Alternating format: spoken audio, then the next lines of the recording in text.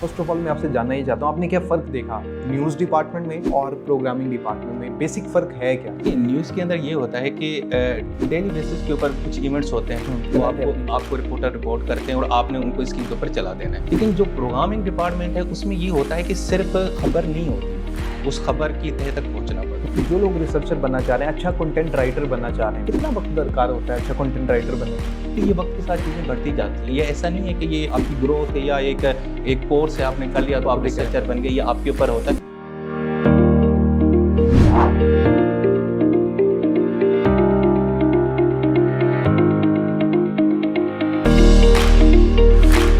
अस्सलाम वालेकुम viewers, sharing of professional wisdom के साथ मैं हूं आपका मेज़बान हमज़ा ज़ेब। हमारे साथ जो आज गेस्ट मौजूद हैं, ये इनका ताल्लुक़ इलेक्ट्रॉनिक मीडिया से है। सिटी न्यूज़ नेटवर्क के साथ वाबस्ता रहे, आज टीवी के साथ वाबस्ता रहे और अब करंटली दुनिया न्यूज़ के साथ मुंसलिक हैं। सीनियर प्रोग्राम प्रोड्यूसर हैं और इनसे आज हमने जानना है अच्छा कंटेंट अब राइटर किस तरह बना जाए, रिसर्च वर्क क्या होता है, रिसर्च किस तरह की जाती है प्रोग्राम के लिए।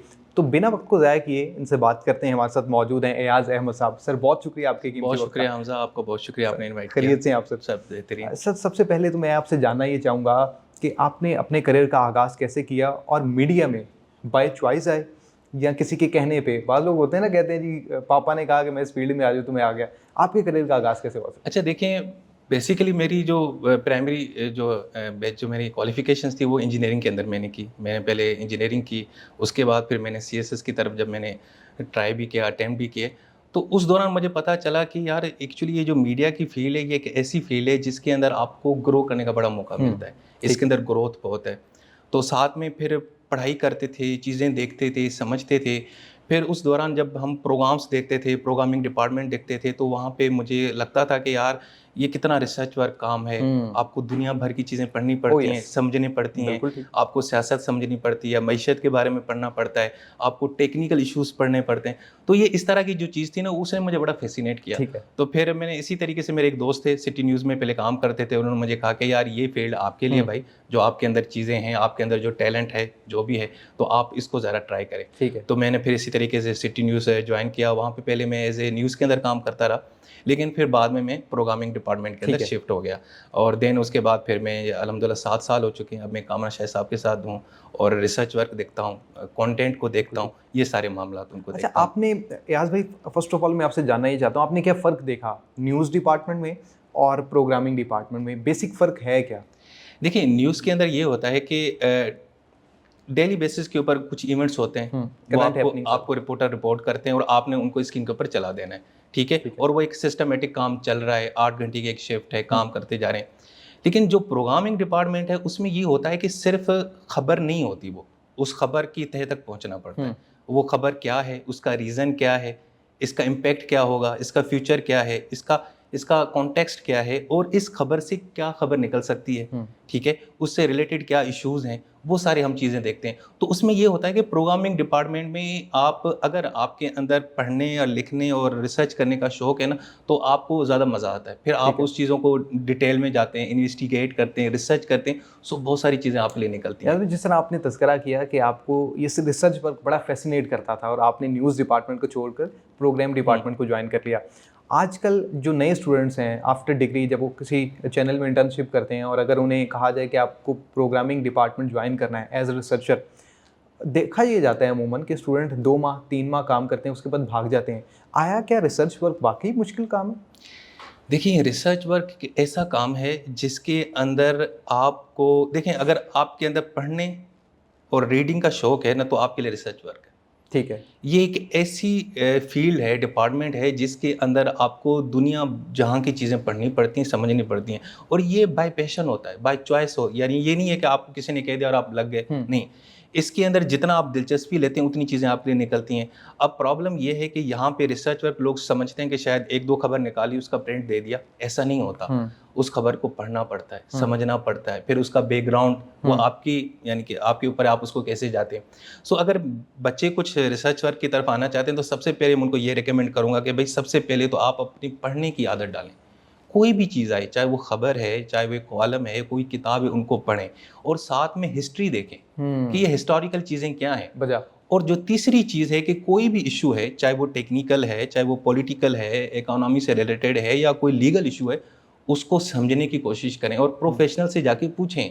मिसाल के तौर पे एनर्जी क्राइसिस क्या है? ओ यस, ठीक है जी। बिल्कुल ठीक। मिसाल के तौर पर ये इलेक्ट्रिसिटी जो बिल अब हमारे बढ़ गए हैं, इसके पीछे कौन से टैक्स हैं और ये किस तरह काम करता है? हाँ, ये चीज़ें आपको पढ़नी पड़ती हैं। सो ये जो है ना, इसके अंदर वही बंदा फिट हो सकता है जो नेचुरली उसको इंटरेस्ट है चीज़ों को पढ़ने और समझने का। ठीक है? इसीलिए बच्चे क्या करते हैं कि इनको ना ये बड़ा बोरिंग काम लगता है। आपसे वो एंकर पूछ रहा होता है कि अच्छा जी, आज अदालत के अंदर ये समाअत हुई थी, तो ये जो लफ्ज़ इन्होंने वर्ड यूज़ किया, ये लीगल टर्म क्या है, इसका ज़रा बैकग्राउंड बताएं। बिल्कुल तो ठीक। बच्चे पज़ल्स हो जाते हैं। यहाँ पर याद भी मेरा एक और भी सवाल है, आपने बड़ा अच्छा पॉइंट रेज किया कि एंकर प्रोड्यूसर से पूछ रहा होता है या बच्चों से पूछ रहा होता है जो रिसर्च वर्क को देख रहे होते हैं। एंकर को इन चीज़ों का पता होता है, इन तमाम तर चीज़ों का? देखें, ज़्यादातर एंकर्स को इन चीज़ों का पता होता है, ठीक है? लेकिन ज़ाहिर बात है, इन्फॉर्मेशन बहुत सारी होती हैं और डे बाय डे नई-नई चीज़ें सामने आती हैं, नए-नए इश्यूज़ आते हैं, नए-नए क्राइसिस आते हैं, नए-नए स्कैम्स आते हैं। तो ज़ाहिर बात है, फिर ये रिसर्च डिपार्टमेंट का काम होता है कि अपने एंकर को ज़रा हेल्प आउट करे, उनको असिस्ट करे, ठीक है? फंडामेंटल जो इश्यूज़ होते हैं वो तो उनको पता होता है, उनको भी पता है कि यार ये एक प्रॉब्लम है, लेकिन उस प्रॉब्लम के अंदर जो टेक्निकल चीज़ें आती हैं, वो फिर आपका रिसर्च वर्क का काम होता है। वहाँ पे फिर आपके ऊपर डिपेंड करता है कि आप कितने यानी कि शार्प हैं और चीज़ों को समझते हैं। देखें, रिसर्च वर्क के अंदर एक्चुअली जो सेल्फ स्टडी का जो है ना, वो बड़ा यानी रोल प्ले करता है। सेल्फ स्टडी वाला जो बच्चा है वो रिसर्च की तरफ आए। बिल्कुल ठीक। और इस रिसर्च वर्क के अंदर सबसे बड़ा जो फ़ायदा है ना, एंकर से भी ज़्यादा आपको खुद को होता है, आपकी ज़ात को होता है। आपकी नॉलेज बढ़ती है, आप चीज़ों को समझना शुरू करते हैं, ठीक है? आपको लगता है कि यार ये मतलब आप ऐसे लगते हैं आप पूरी दुनिया की इन्फॉर्मेशन आपके पास आ जाती है, ठीक है? तो इसके अंदर ये एक अहम चीज़ है कि आप जो है ना, तो फिर आपको सारी वो चीज़ें डिटेल में पढ़नी पड़ती हैं। मिसाल के तौर पे कोई आईएमएफ की रिपोर्ट आ गई, ठीक है? वैसे तो किसी ने उर्दू में ट्रांसलेट करके टिकर चला दिया, लेकिन अगर आप उसको डिटेल में खुद पढ़ेंगे तो आपको 100 ऐसी चीज़ें समझ बिल्कुल आएँगी ठीक कह रहे हैं। जो आपने कभी पहले पता नहीं थी, और आप अपने एंकर को बता भी सकते हैं कि सर ये भी एक चीज़ है, ये भी एक इश्यू है, ठीक है? सो डिटेल्ड में हम फिर जब चीज़ें जाती हैं तो हम एंकर को ज़रूर असिस्ट करते हैं। बिल्कुल ठीक है। आपने यहाँ पर तज़किरा किया रिसर्च वर्क का, फिर हम न्यूज़ एंगलिंग की बात कर रहे हैं बिलख़ुसूस। मुझे ये बताइएगा कि जब ख़बर सामने आती है, जिस तरह आपने तज़किरा किया आईएमएफ की ख़बर आई है या इलेक्ट्रिसिटी बिल की ख़बर आई है या मनी लॉन्ड्रिंग की कोई ऐसी ख़बर सामने आ गई है, तो आप लोग प्रोग्राम ऑन एयर करने से पहले उस ख़बर की तस्दीक करते हैं?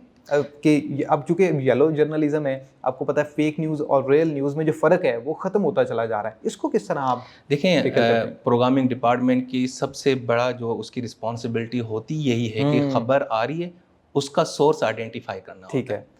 अब सोर्स आइडेंटिफिकेशन हो भी जाती है तो उसके बाद फिर आपने खुद से भी उसको देखना है कि यार आया जो सोर्स ने मुझे ये बात बताई है या मैंने इंटरव्यू सुना है, यार उसने कहीं झूठ तो नहीं बोला, उसने उसको मैनिपुलेट करके बात तो नहीं की है। फिर आप उसके ऊपर मज़ीद रिसर्च करते हैं। देखिए 3 काम करते हैं हम जब रिसर्च करते हैं, सबसे पहले तो सोर्स को आइडेंटिफाई करते हैं। ठीक है। कौन सा सोर्स है? चाहे वो इंटरव्यू था, वो अखबार में प्रेस रिलीज़ थी या वो किसी ने ट्वीट किया वेरीफाई अकाउंट से, आपने सोर्स आइडेंटिफाई किया। उसके बाद फिर उसको हमने वेरीफाई करते हैं।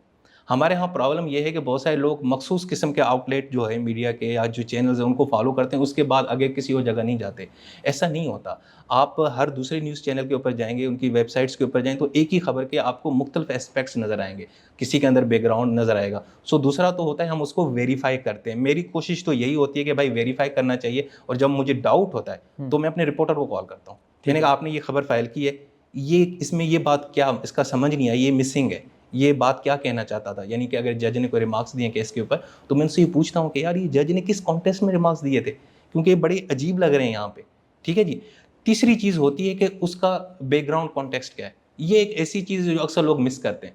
हमने बहुत सारे देखा होता है, एक इंटरव्यूज़ चल रहे होते हैं और उसमें से कुछ एक चीज़ पकड़ के हम चला रहे होते हैं और वो ऐसे हो जाता है। लेकिन जब हम पूरा इंटरव्यू सुनते हैं तो हमें पता चलता है कि यार इसका कॉन्टेक्स्ट क्या था। तो वो जो चीज़ है ना, ये हमारे लिए बड़ा मैटर करती है। देखें, प्रोग्रामिंग डिपार्टमेंट में प्रोग्राम करना और उसके ऊपर लोगों की राय लेना, ये आपकी बहुत बड़ी रिस्पॉन्सिबिलिटी होती है। आपके पास गेस्ट आते हैं, अगर आप गेस्ट के सामने ऐसे फेक न्यूज़ लगाएंगे, ठीक है, और उनको होगा कि यार आप तो फेक न्यूज़ और इस तरह, तो फिर आपकी क्रेडिबिलिटी के ऊपर सवाल पैदा होते हैं। सो हमारी रिस्पॉन्सिबिलिटी होती है, खबर आई, उसका आपने सोर्स आइडेंटिफाई किया, उसके बाद उसको वेरीफाई किया मल्टीपल सोर्सेज से, एंड देन उसका कॉन्टेक्स्ट देखना है कि यार ये जो बात है ये किस पैरा में की गई है। क्योंकि बाज़ औक़ात क्या होता है कि जो कॉन्टेक्स्ट है वो मिसिंग होता है। कुछ लोग क्या होते हैं कि एक इवेंट हुआ, उसको रिपोर्ट नहीं किया, लेकिन जो दूसरा उसके साथ इवेंट जुड़ा हुआ है वो रिपोर्ट कर दिया। पहला वाला मिस हो गया, लोगों को पता नहीं था पहले क्या हुआ था।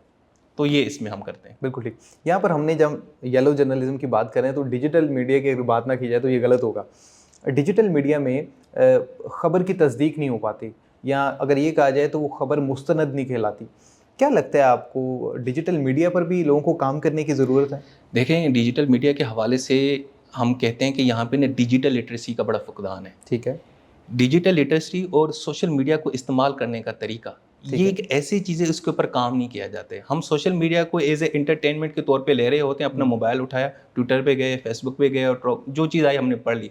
अब उसमें जो चीज़ हमें सामने आती है, हम उसके ऊपर यानी कि उसको रिसर्च नहीं करते। हम कहते हैं यार इतना पास हमारे पास क्या टाइम है, लेकिन आपको ये नहीं अंदाज़ा हो रहा है कि आप वो गलत खबर पढ़ के अपने माइंड को कितना जो है ना मैनिपुलेट करें और आप जनाब एक प्रोपेगेंडा का शिकार बन जाते क्योंकि हैं। बहुत से ऐसे नोटिफिकेशन होते हैं वो सोशल मीडिया पर सर्कुलेट हो रहे होते हैं। सर्कुलेट जिस हो रहे तरह पेट्रोल प्राइस अभी 12 बजे के बाद बढ़नी थी, लेकिन उससे 4 घंटे पहले ही एक जाली नोटिफिकेशन सर्कुलेट देखिए, हो रहा इसके ऊपर सबसे पहले तो एक प्रॉपर जो है ना मॉनिटरिंग होनी चाहिए और ठीक है। साथ में गवर्नमेंट का भी काम है। लेकिन मेरे ख्याल में जो फेक न्यूज़ को कंट्रोल करना किसी हुकूमत की बस की बात नहीं है, ये आपके हाथ में है। ठीक है। आप कितने सिंसियर हैं अपने साथ, आपकी लर्निंग कितनी है, आप चीज़ों को किस तरह परखते हैं। देखें, जैसे झूठ है ना, झूठ को कोई हुकूमत कंट्रोल नहीं कर सकती। ये आपकी यानी कि प्राइमरी रिस्पॉन्सिबिलिटी है, ये आपकी ज़िम्मेदारी है कि आप झूठ मत बोलें। इसी तरीके से जो फेक न्यूज़ है ना, अब जितने भी कानून साज़ी कर लें, क्योंकि लोग देखें, आपने चलें कुछ लोगों को तो आपने कंट्रोल किया, लेकिन नीचे आपको हज़ारों कमेंट्स पड़े होते हैं, उसमें ऐसी-ऐसी चीज़ें होती हैं, आप किसको कंट्रोल कर सकते हैं, कहाँ तक कर सकते हैं। तो एक्चुअली यहाँ पे ना एक अवेयरनेस की ज़रूरत है, रिस्पॉन्सिबिलिटी की ज़रूरत है कि आप फेक न्यूज़ के ऊपर काम करें, इसको देखें, समझें कि यार आपकी रिस्पॉन्सिबिलिटी है। एक और चीज़ है कि जो चीज़ इस तरह की सर्कुलेट करते हैं ना, लोग पता नहीं क्यों जल्दबाजी में होते हैं, शेयर कर देते हैं। अगर आपको अगर डाउट है, आप शेयर ना करें। नहीं, रेटिंग का भी तो दौर है ना, टीआरपी का दौर है। लोग कहते हैं जो सबसे पहले अगर हम शेयर खबर करेंगे, या खबर अगर हम सबसे पहले ब्रेक करेंगे, तो हमारी टीआरपी तो बढ़ेगी। यही यही तो मसला है कि वो जनाब रेटिंग के अपने फ़ायदे के लिए आप एक झूठी चीज़ को फैला रहे हैं और लोग उसको फ़ॉलो करेंगे। आपको पता बाद है, में माजरत भी करनी पड़ती माज़रत भी कर देते हैं। अच्छा, वो माज़रत फिर इस तरह की होती है कि वो किसी को पता भी नहीं चल रही होती, है। ठीक है? वो गलत जो डैमेज होता है वो तो हो जाता है। तो कहने का मतलब ये सबकी रिस्पॉन्सिबिलिटी है। यानी अगर हम ऐसे देखें कि मैं ये कहता हूँ फेक न्यूज़ का सीधा-सा ताल्लुक आपके माशरे के साथ है, आपके ओवरऑल आपका जो एक इखलाकियात है उससे इसका ताल्लुक है। आप चाहे जितनी भी लेजिस्लेशन कर लें, कंट्रोल्स लगा लें, ये इतना मुश्किल काम है। इस पे सीधी रिस्पॉन्सिबिलिटी आती है कि हम पर्सनैलिटी वाइज़ हम कितने खुद मैच्योर हैं, हम चीज़ों को किस तरह समझते हैं। और साथ में मेरे ख्याल में डिजिटल लिटरेसी का बड़ा यानी कि फुकदान है कि लोगों को डिजिटल चीज़ों का पता नहीं है,